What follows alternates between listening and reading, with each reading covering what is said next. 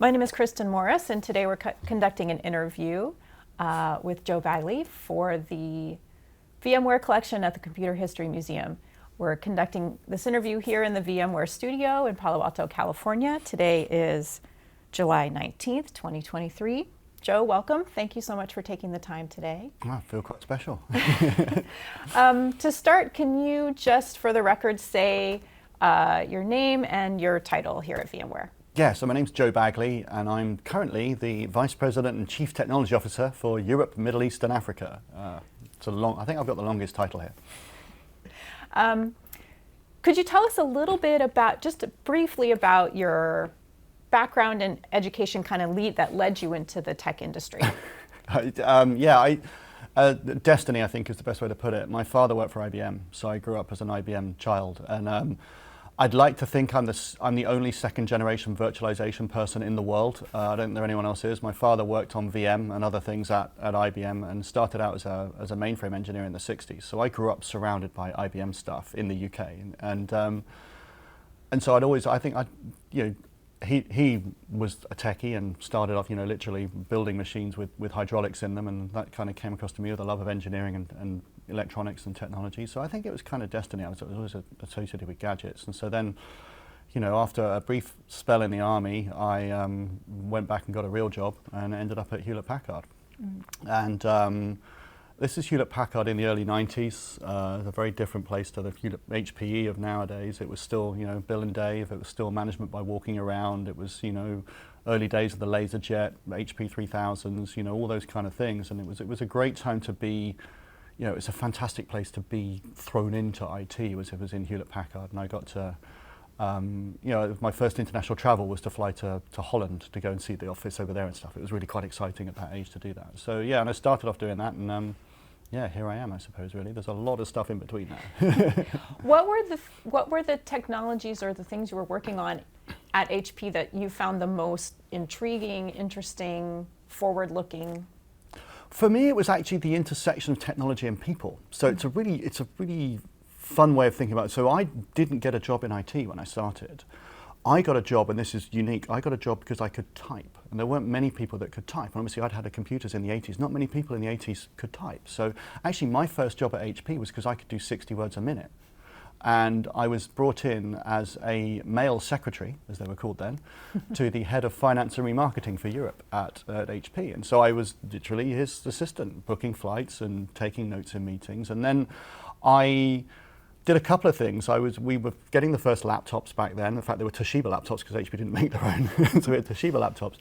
And I hooked one up to one of the first overhead projectors in a meeting, and there was this weird concept of I would actually type the meeting notes live on a screen whilst we were having a meeting, and this was like, groundbreaking, and then people could agree with them when they were, and it was that. I was finding new ways. It was really basic and sort of lame, it sounds now, of getting technology to work with things. And then in the meantime, I was fixing stuff amongst the department because I was a techie and I was a geek, and I knew Windows and other things quite well, and it was early days then. And so it's quite a funny story because the IT department noticed that they got a lot less calls to the help desk from finance and remarketing than they did anywhere else. And they were like, why is that? And, cut a long story short, I ended up on the IT help desk. I then ended up, sort of second line, managing the second line at the IT help desk at HP. And I was working on some cool tech then. And that's when I started to think, this is going to be big, because I was working on not just Unix, but I was working on early versions of TCP/IP. This is pre-DHCP, so back then HP had all of 15 dot of an entire Class A internet range allocated to individual PCs, and my job was managing the spreadsheet. So nowadays, when you go online, you get an IP address allocated to your computer automatically. In those days, you came to Joe, and I gave you an IP address to put on you, and it was awful actually. So but there were things like some fantastic technologies that I was getting involved in, like DNS and bind and WINS and other things, and it was just like I could see a huge interconnected network that was going to be coming, and I'd experienced it at university. Like I'd used early versions of Usenet at university, and I'd encountered the internet, but there was no World Wide Web. And again, when I was at HP, we're talking 93, so it was the first browsers were landing. I remember seeing Java for the first time in a browser with a little thing jumping and dancing and getting really excited about that. And I think it was just this sort of coming alive for me of companies actually building proper networks for themselves, and those networks were going to properly be connected to other networks. Because back in those days, not many companies were connected to the internet either. So it was, I think that was what excited me most, and it was the infrastructure component of it. It was the literally from plugging things under desks to getting a cable, plugging a cable into something else, and then seeing those two things talk to each other was what kind of excited me then. I think your journey is so interesting because so many people in this industry came into it the way you did, where you, with not necessarily a lot of technical training, but a lot of passion, and then an opportunity to learn and grow. Yeah, it was. I didn't have a computer science degree. I actually started a computer science degree at Imperial College in London, which is the prestigious place to go do computer science. And I actually turned down a Cambridge degree to go to Imperial College because it was better and looked like it was more fun. And somewhere through my second year, I became very disillusioned with. Then a computer science degree was incredibly theoretical. We weren't even learning cool languages like C. I was learning these weird things like Miranda and stuff. It was all very academic, and at the same time I was doing part-time jobs, in my spare time and playing with tech. And what I was playing with in my part-time, which is what was happening in the real world, was so disconnected from what I was doing in my degree. I was like, this is just weird. And then the tipping point was when my father came home once and said, oh, I had a lecture from one of your lecturers the other day as part of something we were doing at work, an event I was at. And I went, oh, interesting. And he told me the name. I said, oh, yeah, that's the lecturer that talks to us about IT and business. And my dad went, yeah, he has no clue about what's going on in the real world. I was like, okay, that helps. So at that point, I was like, yeah, maybe this isn't the right thing. So I went and spoke to my supervisor at uni, and that's when I said, I don't want to do this. Actually what I said was, can I take a year out and go and work in industry? And then I'll come back and finish my degree. And so she said yes, and she let me take a year out, and I'm still on the year out.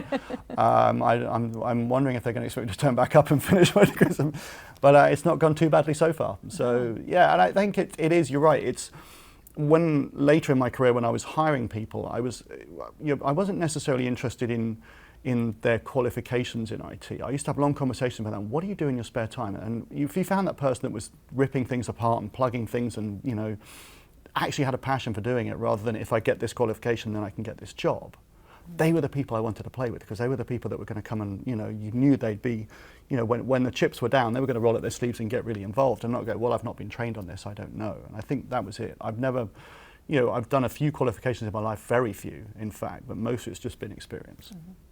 So how do you get to be a chief technology officer? So that's the other thing. When I was at school in the late 80s, there was no chief technology officer. It wasn't a thing, right? So you went to school and it was like, I'm going to be an officer in the army, which is what I ended up doing before uni. Or doctor, fireman. It was a classic list of things, right? And technology wasn't really a thing. We had computers. I did an A-level, which is the 16 to 18 qualification in the UK in computer science, which was very rare at those times as well. And it was very cool, and back on 186s, and it was very interesting to do that. And but yeah, there wasn't really a career path. I just knew I wanted to work in IT. And back then, the thing you wanted to be was a consultant. You want to be a consultant. So my aim was to be a consultant. Was I wanted companies to ask me how they should be doing their IT. And so I think if I go through the 90s, I think that's what I was doing. I was doing what we'd call professional services now, but I was basically doing consultancy. So I worked at HP for 2 years or so, and then I got offered, I did a qualification there, and as a result of that, with a Microsoft qualification, I was then offered, someone said, oh, well, you want to go to one of HP's main resellers in the UK, which is Morse. And this is when Windows NT was just coming out. They formed a division called Morse NT, did a partnership with Compaq, and I went over there to be sort of one of their consultants. And that was finally it. I was like, okay, well, I've been doing it for a while. I've been deploying, I deployed Windows NT at HP, and I deployed huge IP networks and other things. So I had huge experience in that space. It was like, okay, now I can go do it. And so I suppose that was it. And then I spent the rest of the 90s really consulting, going from one project to the other as a consultant, deploying Windows 95 for these people. My claim to fame, I did the IP infrastructure and architecture for Enron, which is an interesting one to have on your CV. And yeah, lots of interesting different jobs I did, one of which involved deploying Windows 95 onto oil rigs in the North Sea, for which I had to go through helicopter training and be dunked underwater and stuff, just so I could go and plug some computers in and things. So yeah, that was the career path I was going on, was just consulting. But there was never really, even then there weren't CTOs. It wasn't, didn't have a chief technology officer even in the 90s. It wasn't a thing. I suppose I never really planned out a career like that. I knew we were living in a different age because my father was from the era where you worked for a company for 30 years and then you retired and that was it. Whereas for me, I knew you work 2 years here, you work 2 years there, you do this, you do that. It's that much more journeyman career, which a lot of people now have. And I ended up. But 2 or 3 little consultancies and other companies, etc., in the UK, and then I ended up getting a job offer from a company called Fastlane, and they were a small Canadian company, founded out of Canada, just outside Ottawa, and they did a migration tool to migrate people from Windows NT to Active Directory. So anything like old Windows, to Windows 2000, I suppose, really. So Windows NT4 to Windows 2000. And I've been doing a lot of those projects, and it was like, okay, this could sound interesting. And they said, we need someone to lead consulting in Europe, to be the lead consultant on our product range. I went, this sounds exciting. So I went and did the interview, and I got the job, and then found out I was the consultant in Europe. It was just me. But very quickly after getting that job, we got acquired. And we were acquired by a company called Quest Software. And Quest Software was founded out of Aliso Viejo, and it was founded by Vinny Smith, who was the guy that wrote Patrol and sold it to BMC with Kirill Tatarinov, and then founded Quest Software, which was mainly doing tools around, I suppose, classic systems. So you're talking tools around Oracle databases and things like that. And they were just getting into the Windows space, and acquiring Fastlane was how they got into that. And so it was a fun time because I was going around consulting. I was helping customers do this is 2001, 2001. I was helping customers migrate from, job was to go to a customer site and, help them migrate from old version of NT to a new version of Windows 2000. And I was doing it for big companies like Pfizer and others. It was quite exciting. To me, it was exciting anyway to get to play with something that big, and it's big stakes because we were migrating the fundamental infrastructure of a company and the fundamental mail system. So it's not like, I'm going to go and upgrade this application. It was like if we messed up this thing, the whole company was down. Right. So it was a very high pressure thing to do, and so we were doing that. And what happened was I was going out and doing consulting, and then they said, we're doing a session at Microsoft in the UK, and we'd like you to come and do a demo. So some salespeople are going to talk about the product, and then we'd like you as a techie to come and demonstrate the product in front of these customers. So I did the demo, and I'd never really done that before. I'd never presented in front of people. I'd never done a demo. I mean, I presented in front of people in the army, but that was different. Teach them how to strip a rifle is not quite the same. And I stood up there and I told a couple of in-tech jokes, which only someone who'd been playing with the technology would have got. And I got a couple of laughs, and I thought, well, that's quite fun. And cut a long story short, I ended up doing more of these. The salespeople left, and it was just me doing it on my own, start to finish, the whole, okay, this is how you do this. And I was throwing in the random odd, it sounds really lame, but it was, odd techie jokes, and people were like it. And I thought, this is actually quite fun. And so I'm doing that, and at the same time, because I'm deploying our products in the field, I was having a direct relationship back with the people in Canada that were writing the products, and later on Columbus, Ohio, and others. And so I was doing 2 functions. I was out there doing it, hands-on, dirty, literally, in the data centers doing it. At the same time, I was turning back round to R&D and going, yeah, well, this bit sucks, and that bit needs to be slightly different. And every time I have to install it, this bit really annoys me, so can you change that? So giving real constant product feedback and doing these demos. And I realized there was a role there that I was kind of doing that wasn't professional services that I was doing. So they made me, I think it was product director was the title I was given, which was literally that. I was in charge of demonstrating the product and getting feedback from customers. And you can kind of fast forward that to when I then left Quest Software in 2011. And I was the CTO for Europe, and that was when CTO became a title. And it's a different role. It was a field CTO, so I wasn't, CTO of our internal IT, which sometimes we're getting confused with. I wasn't CTO of all of VMware. That was someone else. I was a field CTO. I was the Chief Technology Officer in terms of, if you were a customer in EMEA and you wanted to understand what Quest Software strategy was, where we were going, what we were doing, you came and spoke to me. And again, if someone in the CTO in the US wanted an interface into what was going on in EMEA, that was that person. And then, of course, I start doing press and other things. And my favorite story on this, actually, which I get asked a lot, is I developed into liking presenting. But at one point I realized there was, I could get a bit better at it. And I was like, well, how do I get a bit better at it? And I went and sat down with a friend of mine who worked at an analyst firm, who was a really good presenter. I loved watching him present. And I said, okay, well, what's your top tip? And he said something absolutely fundamental to me, which I've repeated ever since. He said, who are your favorite presenters? And I was like, I'm not really sure. I mean, like, favorite presenter? I've watched a couple. He said, no, well, think about it. Who do you watch that stands up and entertains you for an hour and a half with no PowerPoint slides? Stand-up comics. Mm-hmm. And I went, oh. And then he said, so what you actually have to do is don't do any, formal IT or any other professional training. Go and watch stand-up comics. Watch your best stand-up comics and learn from them. You're not going to tell comedy, but you're going to learn their craft. And I ended up going and doing a 3-day residential stand-up comedy course, which just got, you can't, the company doesn't exist anymore. And I went and did that, and I actually, on the Sunday night, I had to go to a local comedy club and do a 5-minute stand-up set, which was really interesting, but it taught the craft of how you, not just how you behave on stage, but storytelling and storytelling. So I suppose that's really, where you now get to what I do on a daily basis is a huge list of things, but ultimately I'm working on telling stories to others and simplifying what's going on in our world. So I suppose, that's, how do you get to be CTO? I'm a field CTO, which is slightly different. So I didn't come up, developing code. I did do some coding and developing in the 90s in various bits and pieces, and I was involved in some bits with Microsoft and other things, like developing bits of Active Directory. But I would never consider myself a real developer. I was an infrastructure guy. I'm an infrastructure implementer. I'm an infrastructure architect before they were a thing. I was building huge systems and then telling people how to do it, and just, I suppose I became well known for being able to tell people what was going on. Mm-hmm. And I think one of the key attributes is really being able to look very broad across a whole industry, map a large number of technologies that are going on and go, okay, well, how are they going to come together and change how we do things? How are they going to come together and change how people work and what we do, and then translating that?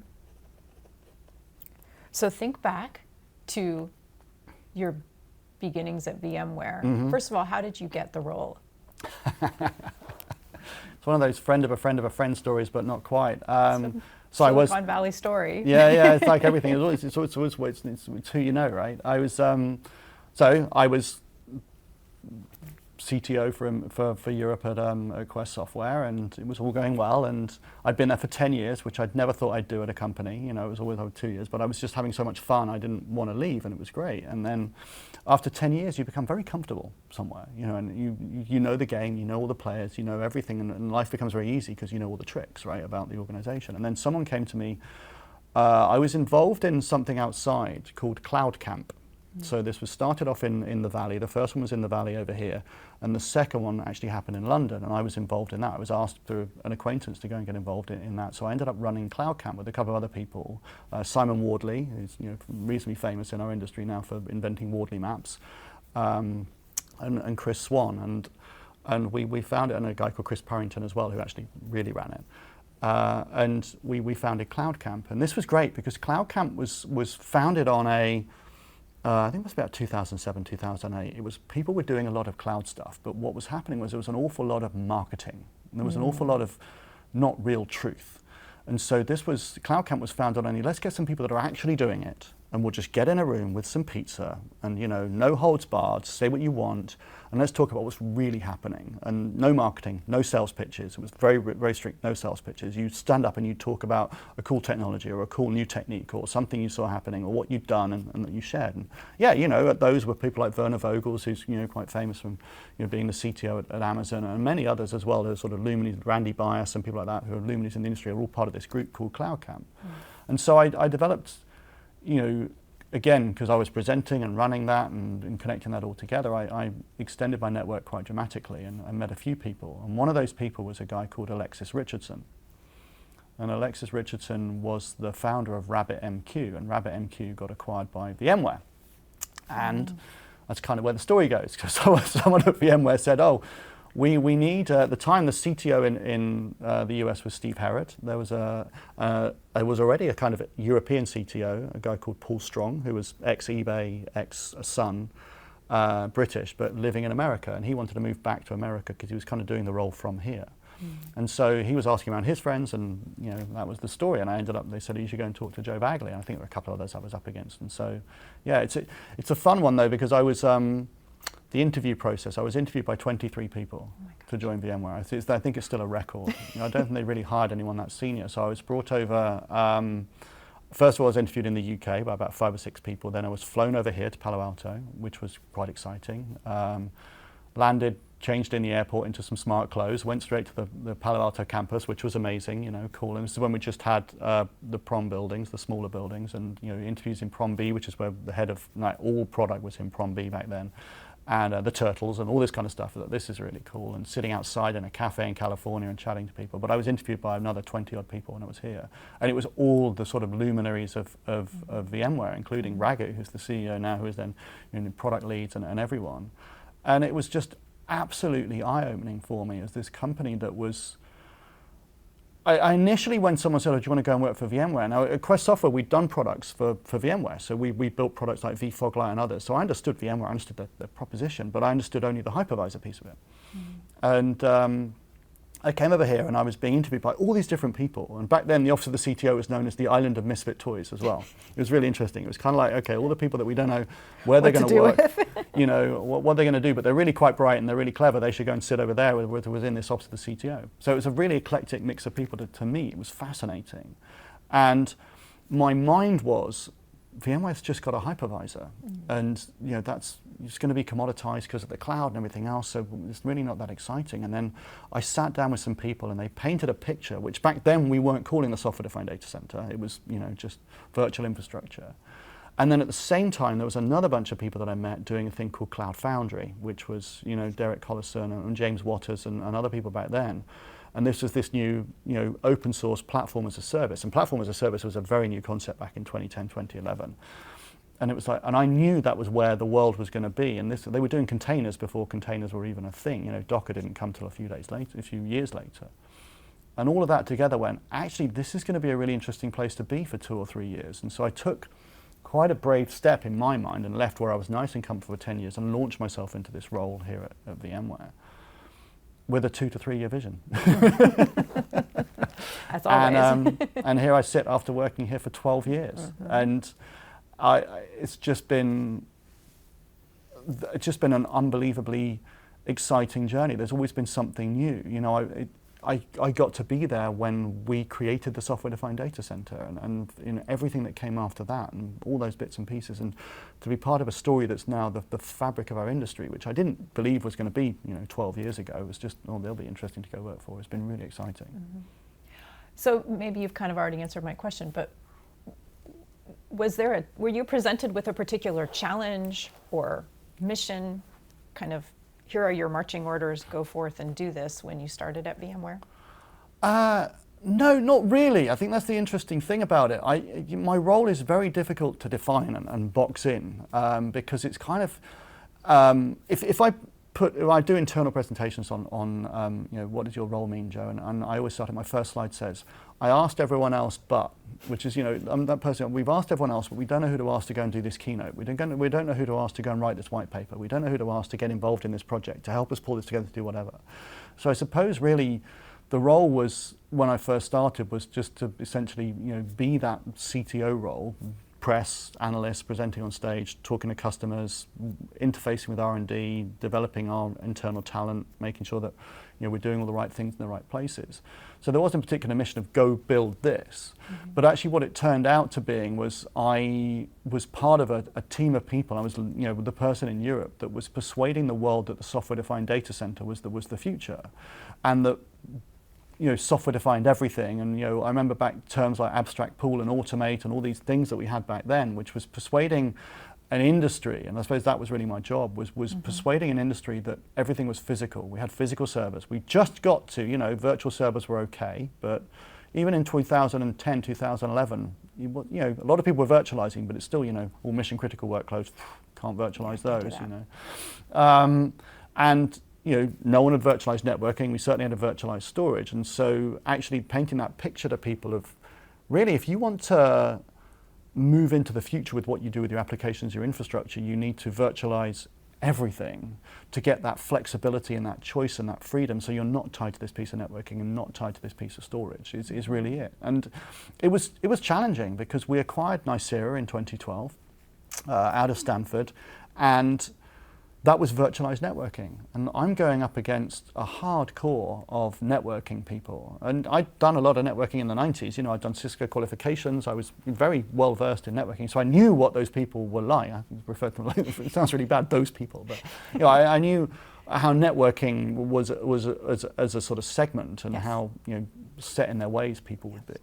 And so to go to them and persuade them that actually we can virtualize all that, but not in the way that you think we're virtualizing it, in a different way, which I'm not going to explain here, but to go through that, I suppose, was a real challenge. And so actually that was what the mission was to go out there and kind of persuade the world, however you're doing it, from an individual customer up to a keynote or a press interview, that actually what we're doing is the right thing. And to do that, you have to have a fundamental integrity and belief that it is the right thing. I've worked for these companies for years, and I'd never stand on stage or anywhere else or in the press and say something that I didn't believe. So I had to believe it, and I still do to this day, and that what we were doing was right, whether it was what we were doing in virtualizing networking storage or what we were doing at the top end with vFabric and platform as a service and all the things we were doing in that space. They were things that I truly, honestly believed we were going to change an industry with. And it's quite nice to sit here in 2023 sometimes and go, well, I told you so. But back then we didn't know we were going to be able to say, I told you so, but you had to believe you did. And I think that was really, it was exciting to be part of that, to have, I had, if I think about it back then, I'd had nearly 20 years in the industry of playing with infrastructure, so I knew the game and I knew what was going to happen. So yeah, there wasn't a particular mission per se. It was like, just go forth and be you.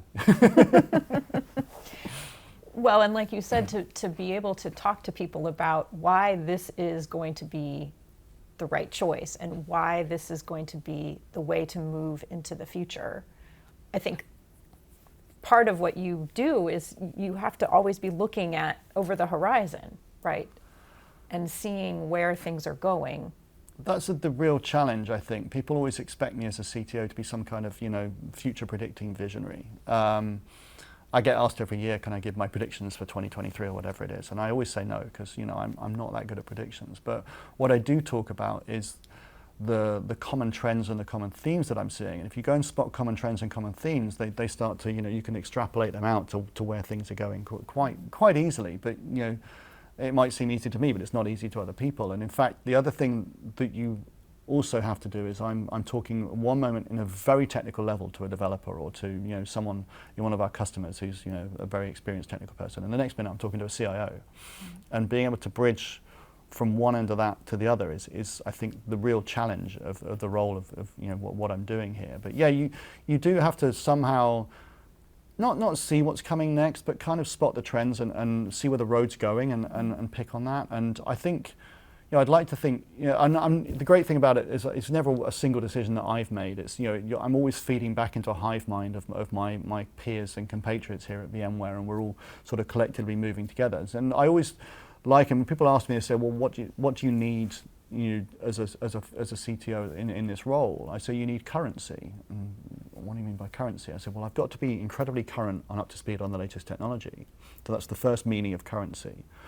But the second is, and when I mean that, I'm talking about not just our stuff, but everything that's going on in our industry, what's going to make requirements and changes on our infrastructure. And the second is currency as in money, as in, a weird way to put it, but I have to come with a lot of data points. I have to come with an awful lot of backing to what I'm trying to say. So if I want to come here and say, actually, I really think we should change product X. I think this needs to go in this direction.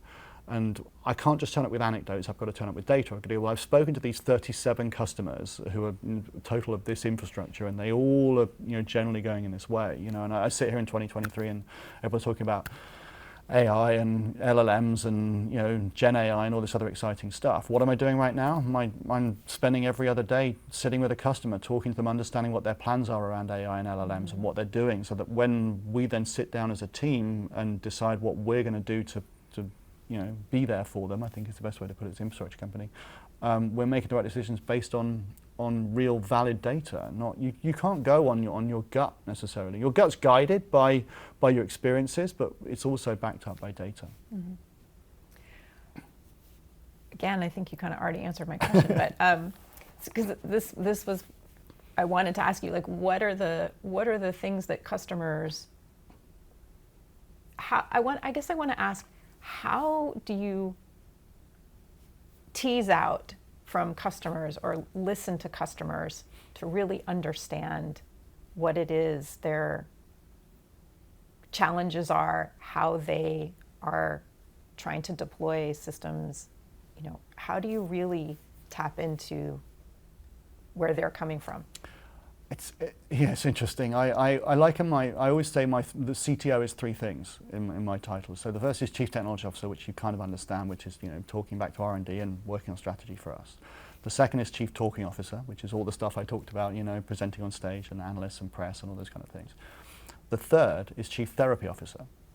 And actually a lot of what I'm doing, the majority of what I'm doing, is sitting with customers and listening. You know, like this, sitting in a room in a therapist chair, going, okay, tell me what you're doing. And the enlightening thing for me is always that there's very rarely unique issues. Everyone thinks their issues are unique. And so that therapy process is sitting down with them going, yes, you're right, yeah, that sounds really bad, yeah, no, that challenge is very unique, blah, blah, blah. Let me tell you how these 37 other companies are also having that same challenge, or whatever. I keep saying I'm a 37, but you know, whatever that is. And what you're doing to that customer is kind of saying, okay, well, it's all right. You know, it's okay to not be okay in what you're doing with your infrastructure. And let me tell you why your challenge isn't unique. And let me tell you how we'll help you through the next stage. And equally, again, the credibility comes from, I'm not just talking about my products. I'm talking about a much bigger story about everything and what's going on in the industry and how it fits in with other clouds and technologies and infrastructure and so on and so forth.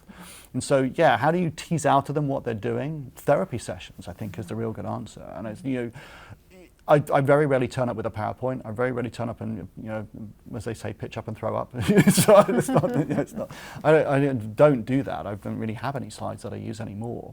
It's much more sitting down and saying, okay, well, let's talk about the key challenges. And when you sit down and talk about those, there's some real common themes that have never changed, right? You know, when you go and talk to customers, there's always a challenge around skills. They've never got the right number of people with the right number of skills, and they're trying to put new technology in the, you know, they don't know where to get the people from or how to train people, et cetera, and then the market's not full of all the right people they need to train to do that.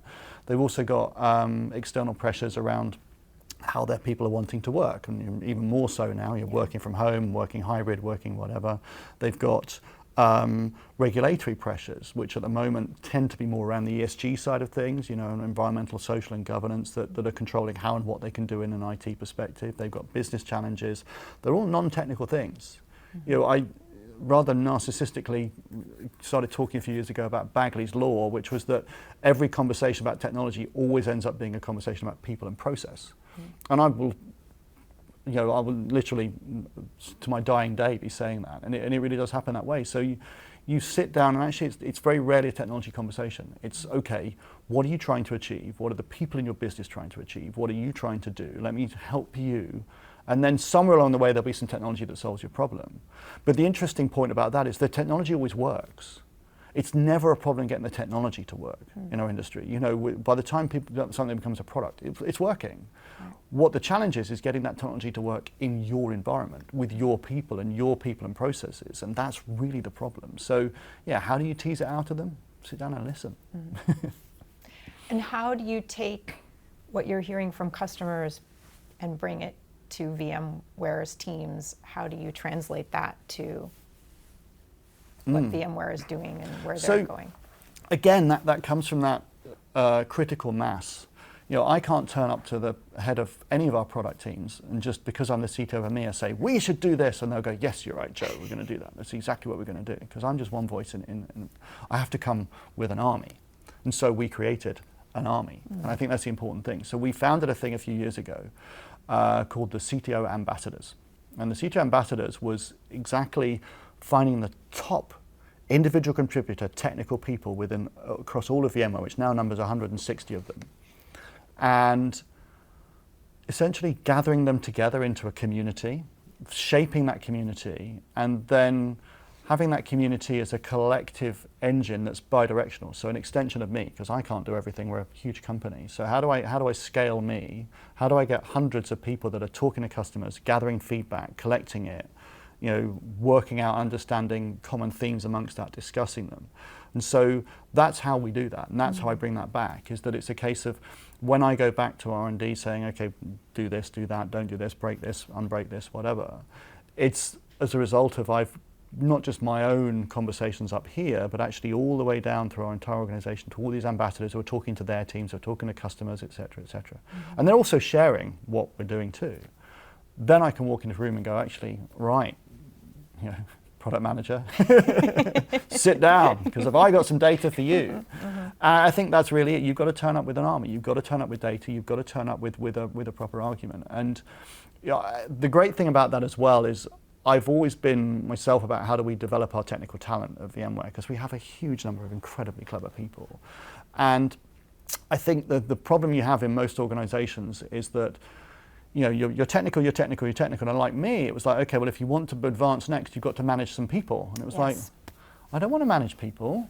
I just want to do like more technical stuff and get paid for that. And that's what we've done. So we created a path within VMware which has, you can become a principal, you can become a chief technologist, still as an individual contributor. So someone can have a long career, be recognized, and CTO ambassador is like the stepping stone to that. So if you want to become a principal, then having spent 3 or 4 years as a CTO ambassador is a really good thing, to then turn up to the principal board. And the principal board at VMware I liken to a PhD. Like it literally is, if you meet someone who's a principal, so in the field at VMware, they've been through a very long, not painful, fun and exciting, challenging. A very long, challenging, multi-year process, providing very detailed documentation on specific special projects they've done and where they've actually made a global impact and difference to what we do to our customers for VMware. And then they've been up in front of a board of me and other such scary senior people and justified it. And then they're allowed to be called principal. But, where I'm going with this is what we've developed is it's not just me and a couple of other field CTOs in the other regions. It's an entire collection of highly qualified, intelligent, motivated, technical people that are talking to our customers every day. And that's the important thing. These people, once they get promoted towards something where they're not in front of customers every day, they know they can no longer be an ambassador. That's the role. So that's how you do it. You turn up with a lot of people, a lot of data, and you make a good, well-structured, valid argument. And it helps me because it's also, if I've got a weird idea, I've got a huge amount of people. I go, what do you think of this? I really wondered if this would make sense. And you've got a bunch of people that I respect, and that will come back and go, yeah, that's really not a great idea. That's stupid. My customers would laugh at that one, And you go, okay, fine, I'll go and do something else, and that's great. Can you speak a little bit to regional differences? Are there regional differences? You and the other regional CTOs, do you find that there are differences in what customers are saying from the different regions, or what their needs are? Yeah, I've got a counterpart, Amanda, who's North America, and I've got Guru in APJ, and we talk a lot. And there's an awful lot of similarities. I'd say, the majority of things are very much the same across the entire world because we're a globalized environment now. We're dealing with global companies. Things are very similar. What you get are regionally unique demands, I suppose, is the best way to put it. So I can talk certainly for my region, Europe, Middle East, and Africa. Specifically a lot around regulation, a lot about different regulations around what's going on in Europe. There's different laws that people have to deal with in terms of data privacy and AI ethics and other things that don't exist in other countries like America or Far East. And at the same time, we're seeing going with that, we're seeing a large demand for data sovereignty and sovereign cloud. So there's a big thing about customers not wanting to put their data in an American cloud or a Chinese cloud, or it doesn't matter, a cloud that's not in their country, I suppose is the best way to put it, really. And so there's a huge rise in that, and there's always been this sort of, trying to achieve a national identity and a national level of technology. So yeah, there are differences in that respect. From a base technology perspective, there's really no difference. It's the same technology. Again, it's people and process. It's how that technology is deployed and consumed is probably the big differentiator. So yeah, I'm dealing with regional differences around those kind of things as well. And so yeah, it's always variety. It's always interesting because I'm then going back into an R&D and saying, actually, if this product, if we're going to sell this product in Europe, it needs to do this. Otherwise, we're not going to be able to, literally, our customers won't legally be able to deploy it. Right.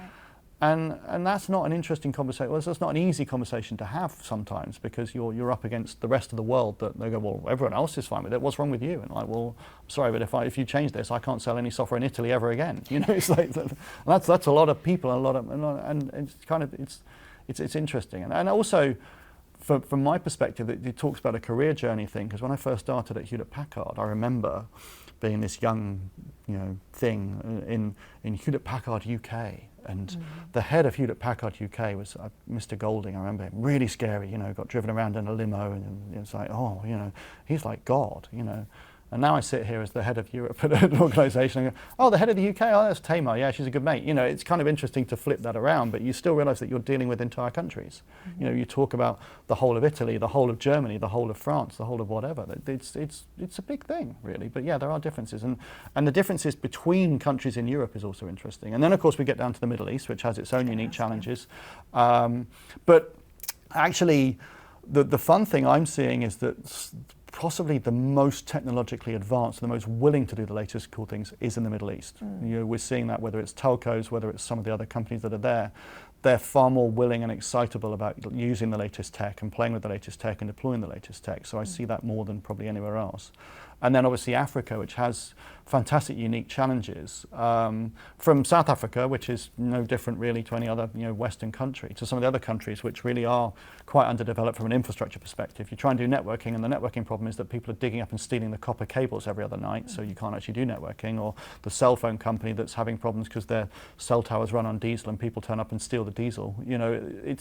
You get to see the full gamut of how people are having interesting challenges deploying stuff, and to take that back to people who sit in a nice office in Silicon Valley and think everything's fantastic is quite fun. Or a challenge. Well, I always talked about several bubbles, right? And as a European, you talk about these several bubbles. Yeah. The first bubble was the Silicon Valley bubble, right? Which is, and I'm not talking about tech bubbles, I'm talking about literally bubbles that people exist in, okay? So there's the Silicon Valley bubble, which is everything's brilliant and fantastic, and then there's the America bubble, and then there's the rest of world, well, there's sort of European bubble and rest of world bubble, and there are different levels of bubbles. And I mean, if you drive a Tesla, it's a really good example, because my windscreen wipers don't really work, but then obviously you rarely need windscreen wipers in California, so why would they ever be tested? Because that's the bubble we live in. Correct. Yes. I'm just looking at my little list of questions. I'll ask you this, and if you prefer to defer, by all means. Is there a person that you would point to who has had a big impact on your career at VMware? No, there's no one individual, really, unfortunately. There's a series of people that I've learned from, and a series of people that I still talk to this day that have got, various anecdotes I've picked up from them that and there's people, but there's not one. There's a series of not really mentors. There's people I've worked with that I'll phone up and bounce ideas off. And actually, probably the one that I was talking to him literally 2 days ago is a guy that was, when I was at Quest Software, he ran Europe at Quest Software. And I remember a conversation with him. Because remember I talked earlier that I always change jobs every 2 years, very progressive. I want to move on, I want to move up, I want to get the next thing, I want to. So I've been at Quest Software for 6 years. And I've been essentially CTO for 6 years. And I turned up and sat down with Tony and said, look, I've been doing this same job for 6 years now. I don't really feel like, I'm progressing. I really want to progress. And he sat down and went, I've been the leader for Europe for 6 years. He said, but I've progressed, and let me tell you how. And I was like, really why? He said, well, do you remember when you started here? There were like 2 people, and now there's 2,500. He said, that's progression. And I think I've been lucky to always, work for growing software companies. And so when I'm at VMware, that's landed home, that message, I've always remembered that. When people are going, you've been doing the same job now for 12 years. I'm like, no, the job I'm doing now is very different to the job I did, in title, kind of. But the company I work for is not the company I worked for 12 years ago. Same name, but it's a very different, very evolved, much larger. You know, we've gone from 6,000, whatever it was, to 38,000 people now, and the products and everything else. So I think that's one of the great things about working in the tech industry. So it's a long answer to your question if there's anyone particularly look up to, but I think there's one moment where I sat down with someone and realized actually you've got to look around yourself sometimes and realize that you're part of something really cool that's happening and growing. And I've reminded a lot of people that have worked for me that have asked that since, have gone, you know, I really want to do the next thing. I'm like, well, actually, you're already doing the next thing. Mm-hmm. It's just arrived and you didn't realize it was coming at you. Yeah. And arguably you were also part of making that next thing happen, that you're helping to drive that internal progression of the company. I think people, I often have to be reminded when you've been at a company for a long period of time, you become, I don't want to say institutionalized, but you become, your vision is from inside the company, not from outside the company. So when you joined VMware, you know, you were like, you knew what you thought VMware looked like from the outside, then you got on the inside and found out it was very different. But then you never looked at it from the outside again. And so I have to kind of remind myself to ask other people quite often, what does it look like from the outside? What do we look like, you know, to you? Because, you know, I've not got that view anymore, and I can't get it. And again, you know, when you talk to people and they go, oh, you're like, well, actually, you know, the VMware you joined now looks very different to the VMware you joined 3 years ago, and you were part of changing that. You were part of making that difference. And I think people need to have some, I've got some pride in that. I've walked around, you know, VMware now, and I'm incredibly proud of what we've built. I'm a huge stand on stage, a lot of pride of what we've done. And I think you have to sometimes remind people of that as well. And I still don't know exactly what we look like from the outside, but I think it's pretty good. My last question on my list is, what do you think is the lasting impact of VMware's technology?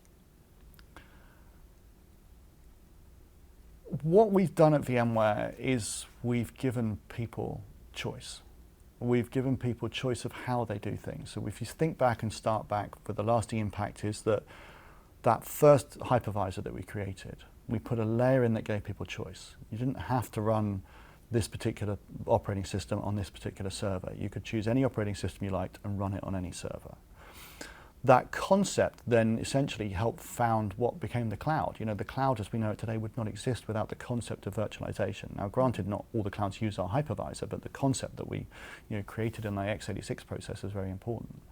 And then that we've continued to do that with networking and storage fundamentally to create this virtualized data center, software-defined data center, whatever you want to call it, now means that people have a lot more choice than ever before. When I think back to when I was implementing systems in my first part of my career, it was you bought an HP 3000, you ran HPUX on it, and then you ran some applications on it. If you want to do something different, you had to go and buy a different piece of hardware and run different operations, blah, blah, and you have to have different skills and different people. And some people still run like that, by the way, but not great. Whereas most people now, okay, what I can actually have is a large pool of resources. I can place a layer across top of that, makes it operationally simple, anywhere, all the way from in my data center to the public cloud down to the edge. And you know, one of the things I'm most proud of recently is a patent I'm working on for putting those in the back of a police car, for example, which is really cool. You know, those kind of things, I think, is if you look back and what's the lasting impact, people say, what did we do? We introduced that layer that gave people choice and flexibility to be able to choose what they wanted to do and be able to be free, I think, with technology and not tied to, I've got to buy this particular piece of hardware from this particular company and then their operating system and everything else. And yeah, choice. That's all I have for you. Cool. Is there anything else you want to share? I always ask people to, yeah, the floor is yours. I just thinking about this last night. You've covered most of it, to be honest, really. I think, you know, I'm a technologist by title, but I'm as much in marketing and sales as I am in technology. And I think that's very unique. And I think people ask me now, quite often I get asked, you know, obviously in my role, you know, my child wants to get into technology, what should they learn? And I've always answered back, they should go and learn some form of psychology. Really, you know, you can study as much technology as you like, but actually the thing I found most useful and most interesting is what I've learned and developed, which I didn't have when I was 18 years old, is how to behave around other humans, because we build technology for humans. And working in our industry is about interfacing with humans every day. And so if you're going to be successful as a technologist, you've got to be able to work as much with humans as you do with computers. And I think the successful people in our industry are the people that have managed to bridge that gap between humanity and technology. And I don't want to be too deep and philosophical about this, but yeah, it's something that always has driven home to me as to how to be, successful in our industry. Is very much that case. And you look at all the really, there's always exceptions, right? There's the one, special person that happened to come up with a really cool technology, but most people you see have done that. I think that's really important. And my daughter wanted to get into technology, and actually she ended up doing studying drama, economics, and psychology. Not any technology piece, just the technology piece, but actually, drama. You can stand. It's actually, I kind of encapsulated my career, I suppose, in 3 things there. Drama, to be able to confidently stand up in front of people and deliver. Economics, we're all driven by money, right? A lot of my conversations about money. And the third one, psychology, is how to understand what people are thinking. It's really interesting. So yeah.